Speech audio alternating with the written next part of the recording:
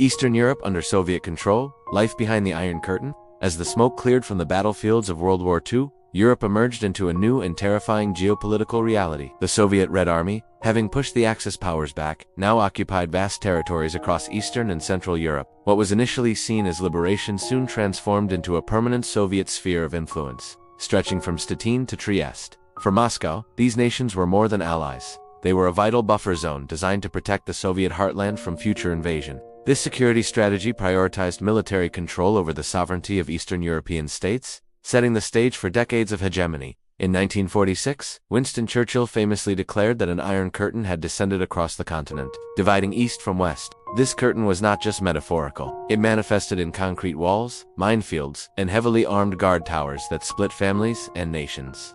Behind this barrier, a starkly different way of life took hold, characterized by industrial uniformity and state-mandated social order. Politically, the Soviet Union ensured that only loyal communist parties held power, often through rigged elections and the suppression of dissent. Economies were restructured into command systems, where central planners prioritized heavy industry and military production over consumer needs. While the West experienced a post-war consumer boom, the East focused on massive infrastructure projects and state-run distribution centers. Daily life was monitored by pervasive secret police forces, making trust a rare and dangerous commodity in many communities. Education and media were strictly controlled, serving as tools for ideological indoctrination and the promotion of socialist realism. Yet, beneath the surface of state control, cultural identities and traditional values persisted in the private lives of the people. Resistance movements began to emerge, from underground literature to massive public strikes that challenged the very foundations of Soviet hegemony. These acts of defiance proved that while borders can be controlled by force, the human desire for self-determination remains unbreakable. In summary, military presence led to political control, which drove economic restructuring and cultural pressure, eventually sparking resistance.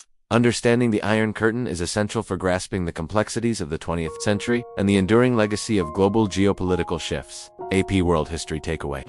Eastern Europe's Soviet control demonstrates a clear pattern. Military presence leads to political control, then economic restructuring, cultural pressure, and then resistance.